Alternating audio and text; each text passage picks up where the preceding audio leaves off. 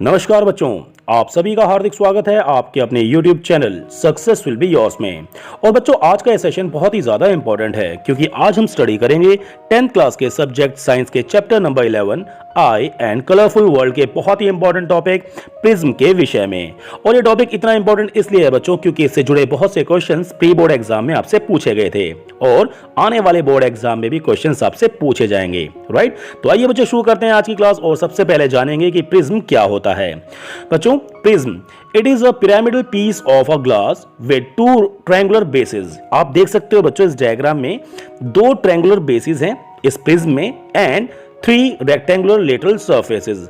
यहां पर 3 rectangular surfaces भी आप देख सकते हो बच्चों, जिनसे मिलकर यह प्रिज्म बना हुआ है।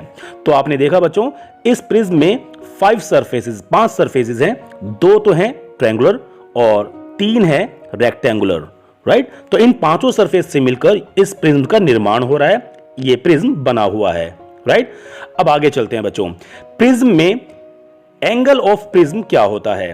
जो 2 लेटरल सरफेसेस से जो एंगल आपस में बनता है उनके बीच का, उसे कहा जाता है एंगल ऑफ प्रिज्म, जिसे हम ए से डिनोट करते हैं। राइट, और ये एंगल ऑफ प्रिज्म 60 डिग्री का होता है बच्चों इस केस में, याद रखना, क्योंकि ये जो आप ट्रायंगल आप देख रहे हो, इस ट्रायंगल में ये जो तीनों एंगल्स हैं ये तीनों इक्वल हैं, 60 डिग्री के एंगल्स हैं। इसीलिए जो एंगल ऑफ प्रिज्म है ये 60 डिग्री का एंगल है। राइट, तो अब हम बात करेंगे बच्चों रिफ्रैक्शन थ्रू ग्लास प्रिज्म। अभी आपने ये ग्लास प्रिज्म देखा बच्चों, अब हम रिफ्रैक्शन देखेंगे कि इस ग्लास प्रिज्म के थ्रू रिफ्रैक्शन कैसे होता है। आइए देखते हैं बच्चों।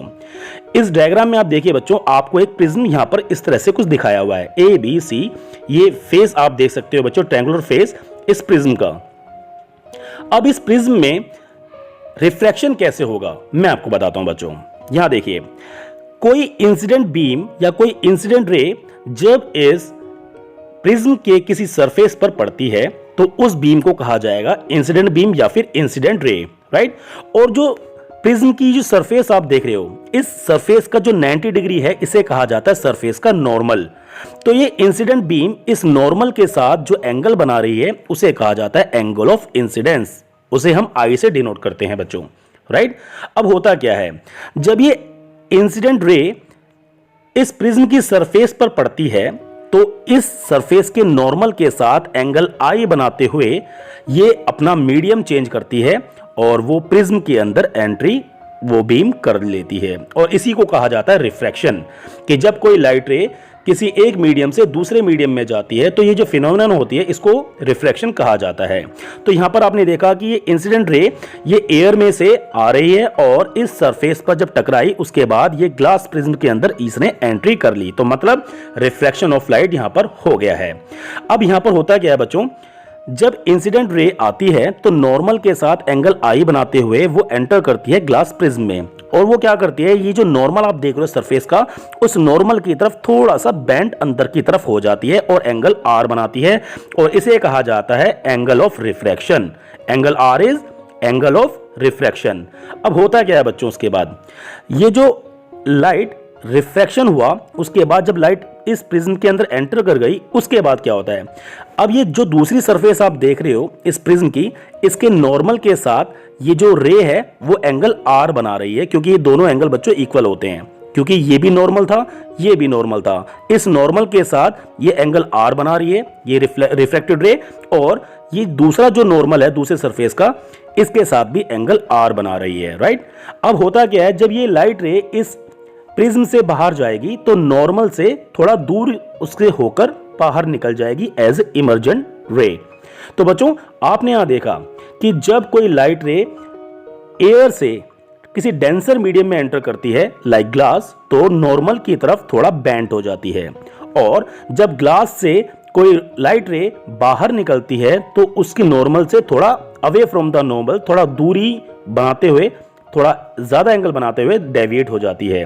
राइट, तो इसे कहा जाता है इमर्जेंट बीम। जो लाइट रे ग्लास स्लैब से या फिर प्रिज्म से बाहर निकली इसे कहा जाएगा इमर्जेंट बीम या फिर इमर्जेंट रे, और जो एंगल इस नॉर्मल के साथ बनाया ये होता है एंगल ऑफ इमर्जेंस। तो यहां पर आप देखना बच्चों, ये angle I, angle of incidence and angle of emergence, ये दोनों एंगल हमेशा इक्वल होंगे, और अंदर आपने देखा ये एंगल ऑफ रिफ्रैक्शन जो है आर बन रहा था, और दूसरी सरफेस के लिए एंगल ऑफ इंसिडेंस है बच्चों ये, क्योंकि इस सरफेस के पहली सरफेस के अकॉर्डिंग आप देखिए कि लाइट रे आई, इस समय ये इंसिडेंट बीम है, और जब इसने प्रिज्म में एंट्री की तो इसने नॉर्मल के साथ एंगल ऑफ रिफ्रैक्शन बनाया। लेकिन जब ये लाइट रे इस ग्लास स्लैब से या फिर इस प्रिज्म से बाहर निकलेगी तो इस नॉर्मल के साथ जो एंगल बनाएगी उसे इंसिडेंट एंगल माना जाएगा इस सरफेस के लिए, और जब इस सरफेस से बाहर निकलेगी तो बच्चों ये एंगल ऑफ इमर्जेंस बनाएगी, और ये एंगल ऑफ इंसिडेंस और एंगल ऑफ इमर्जेंस हमेशा इक्वल होंगे, राइट।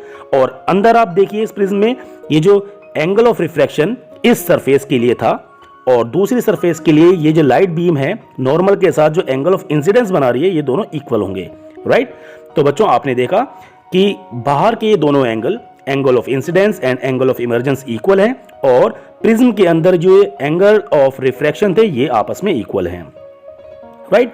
अब यहां पर होता क्या है बच्चों, अब हम बात करेंगे एंगल ऑफ डेविएशन की, और एंगल ऑफ डेविएशन वो कब बनता है बच्चों, ये एक ऐसा एंगल होता है जो कि इंसिडेंट रे और इमर्जेंट रे से बीच बनने वाला जो एंगल होता है इसे हम कहते हैं एंगल ऑफ डेविएशन। मींस जो इंसिडेंट बीम थी वो और जो इमर्जेंट बीम है उसके थ्रू बनने वाला जो ये एंगल डी आप देख रहे हो, इस एंगल को कहा जाएगा एंगल ऑफ डेविएशन, राइट। तो बच्चों बहुत इंपॉर्टेंट था ये, और हमने ये tracing the path of light रे थ्रू प्रिज्म हमने यहां सीख लिया कि किस तरह से कोई लाइट रे एंटर करती है किसी प्रिज्म में, और दूसरी सरफेस से वो किस तरह से इमर्जेंट बीम बनकर बाहर निकलती है, और इंसिडेंट बीम और इमर्जेंट बीम से बनने वाला जो एंगल होता है वो एंगल ऑफ डेविएशन होता है। तो ये सारी चीजें हमने सीख ली। एंगल ऑफ प्रिज्म क्या होता है वो मैंने आपको बता दिया बच्चों। तो ये बहुत इंपॉर्टेंट टॉपिक था, और मैं आशा करता हूं बच्चों कि ये टॉपिक आपको अच्छे समझ में आ गया होगा, राइट। चलिए बच्चों अब हम बात करते हैं अगले फिनोमेनन की, जो कि है डिस्पर्जन ऑफ लाइट। बच्चों आइजैक न्यूटन एक ऐसा साइंटिस्ट था जिसने ग्लास प्रिज्म के बीच में से एक लाइट रे उसने गुजारी। मींस फर्स्ट पर्सन, दुनिया का वो पहला ऐसा इंसान था जिसने लाइट बीम को उसने किसी प्रिज्म में से होकर गुजारा। तो उसने क्या देखा कि व्हाइट लाइट रे, जो लाइट रे है वो अपने अलग अलग कलर्स में स्प्लिट हो गई है जब उसने प्रिज्म में एंटर किया, और जब वो प्रिज्म से बाहर निकली तो भी अलग अलग जो कलर्स हैं उसमें स्प्लिट होकर वो व्हाइट लाइट रे बाहर निकल गई है। तो बच्चों इस फिनोमेनन को कहा जाता है डिस्पर्जन ऑफ लाइट, राइट। तो अब हम स्टडी करेंगे बच्चों डिस्पर्जन ऑफ लाइट की, और इस डायग्राम में भी आप देख सकते हो कि कैसे एक व्हाइट लाइट रे एंटर कर रही है इस प्रिज्म में, और प्रिज्म में एंटर करने के बाद ये अलग अलग कलर्स में स्प्लिट हो गई है, और जब ये इस प्रिज्म से बाहर निकल रही है तो भी अलग अलग कलर्स में स्प्लिट होकर अलग अलग एंगल से वो लाइट बाहर निकल रही है, राइट। इसी को कहा जाता है डिस्पर्जन ऑफ लाइट। तो बच्चों डिस्पर्जन ऑफ लाइट के बारे में अब हम बात करेंगे, और इसमें होता क्या है बच्चों मैं आपको बताता हूं।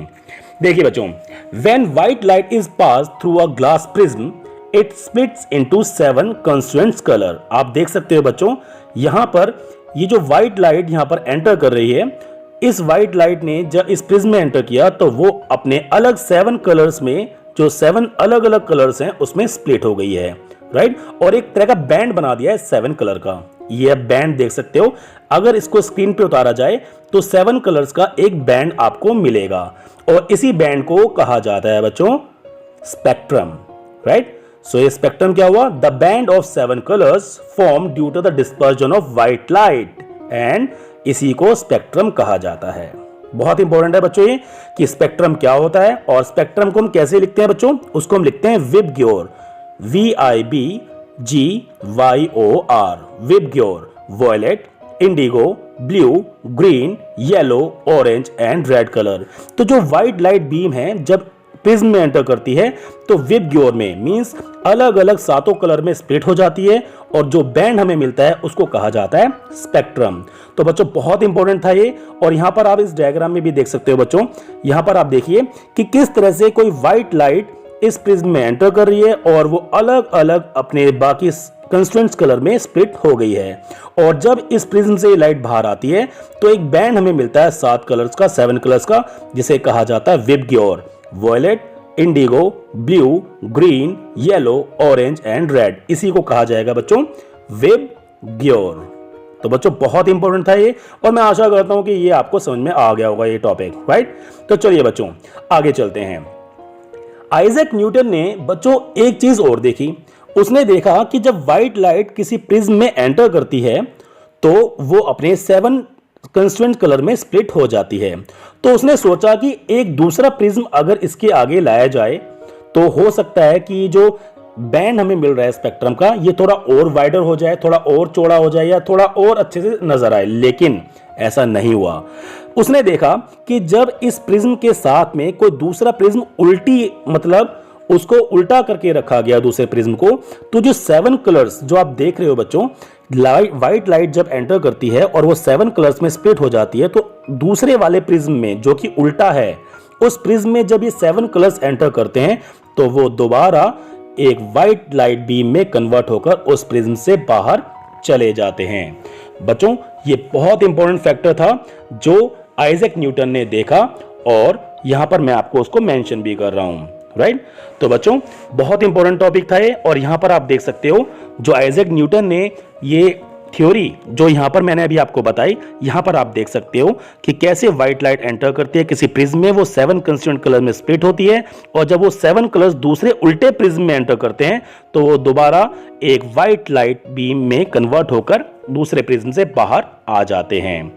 तो बच्चों बहुत इंपॉर्टेंट टॉपिक था जो उम्मीद करता हूं कि आपको समझ में आ गया होगा। अब यहां पर देखिए बच्चों बहुत इंपॉर्टेंट है ये भी, और इसको समझना बहुत जरूरी है आपके लिए। यहां देखिए, यहां पर कोई व्हाइट लाइट एंटर कर रही है प्रिज्म में, वो 7 अपने कंस्टिट्यूएंट्स कलर में स्प्लिट हो रही है, और उनमें डेविएशन हो रहा है, हर अलग अलग कलर का अलग अलग डेविएशन। मींस सबसे कम एंगल पर जो डेविएट हुई वो था रेड कलर, और सबसे ज्यादा जो डेविएशन हुआ वो था वॉयलेट कलर में। तो ये बात समझनी बहुत जरूरी है बच्चों कि when white light is pass through a glass prism, it splits into its 7 constituent color to form a band of 7 colors, and this phenomenon is called dispersion of light, जो कि मैं आपको बता चुका हूं। और स्पेक्ट्रम के बारे में बच्चों मैंने आपको बताया था, the band of 7 colors formed due to the dispersion of white light is called spectrum, तो जिसे हम विबग्योर से शो करते हैं। अब यहां पर सबसे इंपॉर्टेंट है बच्चों ये फैक्टर जो आपको बताने वाला हूं मैं, कि angle of deviation is reciprocal to the wavelength. Means जिस भी कलर की वेवलेंथ सबसे ज्यादा होगी उसका एंगल ऑफ डेविएशन सबसे कम होगा, और जिस कलर की वेवलेंथ सबसे कम होगी उसका एंगल ऑफ डेविएशन सबसे ज्यादा होगा।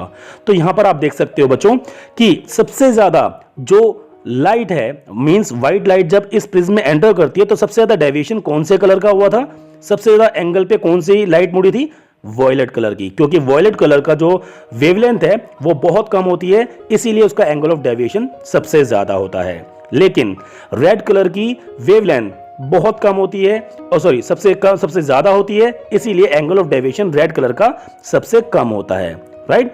तो आपने ये देखा कि जिस कलर की वेवलेंथ सबसे ज्यादा है, जैसे रेड कलर की वेवलेंथ सबसे ज्यादा है तो उसका एंगल ऑफ डेविएशन सबसे कम है, और वॉयलेट कलर की जो वेवलेंथ सबसे कम है उसका एंगल ऑफ डेविएशन सबसे ज्यादा है।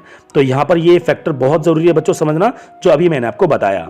और यहां पर आगे देखिए बच्चों, red is the least deviated colour as it has largest या फिर लॉन्गेस्ट वेवलेंथ, जो अभी मैंने आपको बताया कि रेड कलर की वेवलेंथ सबसे ज्यादा होती है, इसीलिए उसका लीस्ट डेविएशन होता है, सबसे कम एंगल पर डेविएट होती है। लेकिन वॉयलेट कलर का जो डेविएशन है वो सबसे ज्यादा होता है, क्योंकि इसकी वेवलेंथ सबसे स्मॉलेस्ट होती है, सबसे कम होती है, इसीलिए वॉयलेट कलर का जो डेविएशन है वो सबसे ज्यादा होता है। बच्चों बहुत इंपॉर्टेंट था ये फैक्टर और ये थ्योरी जो अभी मैंने आपको बताई, और मैं आशा करता हूं बच्चों ये थ्योरी आपको बहुत अच्छे समझ में आ गई होगी, राइट। तो चलिए बच्चों सबसे लास्ट और इंपॉर्टेंट क्वेश्चन यहां पर देखिए, आप यहां देखिए बच्चों, इसको मैं थोड़ा सा एक एनलार्ज करके यहां पर आपको दिखाता हूं बच्चों, एक सेकेंड। ये देखिए, Why spectrum is formed when white light is passed through a glass prism? कि स्पेक्ट्रम क्यों फॉर्म होता है जब कोई व्हाइट लाइट एंटर करती है किसी प्रिज्म में। तो बच्चों आपको मैंने बताया कि each colour has definite wavelength and for each wavelength the angle of deviation differ। बच्चों व्हाइट लाइट 7 कंस्टिट्यूएंट कलर से मिलकर बनी होती है, जो कि विबग्योर मैंने आपको बताया, और हर कलर की वेवलेंथ अलग अलग होती है, इसीलिए उनका एंगल ऑफ डेविएशन भी अलग अलग होता है। जिस कलर की वेवलेंथ सबसे ज्यादा है उसका एंगल ऑफ डेविएशन उतना ही कम होता है, और जिस कलर की वेवलेंथ जितनी कम होती है उसका एंगल ऑफ डेविएशन उतना ही ज्यादा होता है। ये दोनों इनवर्स रेसिप्रोकल होते हैं, मैंने आपको बता चुका हूं। So red colour is the least deviated because उसकी वेवलेंथ सबसे ज्यादा है, but violet colour is the most deviated colour because उसकी वेवलेंथ सबसे कम है। तो बच्चों यहां पर डिफरेंस मैंने आपको बता दिया रेड कलर और वॉयलेट कलर में, उनकी वेवलेंथ के बीच में और उनके एंगल ऑफ डेविएशन के मध्य। तो बच्चों बहुत इंपॉर्टेंट फैक्टर था ये, और मैं आशा करता हूं ये कंटेंट आपको बहुत अच्छे समझ में आ गया होगा, राइट। तो चलिए बच्चों, थैंक यू वेरी मच जो आपने अपना कीमती और वैल्यूबल वक्त दिया इस वीडियो को देखने में और इस कंटेंट को समझने में। और बच्चों आपके एग्जाम बहुत नजदीक हैं, आप लोग लगे रहिए, करते रहिए तैयारी, मैं हमेशा आपके साथ हूं। थैंक यू सो मच मेरे बच्चों।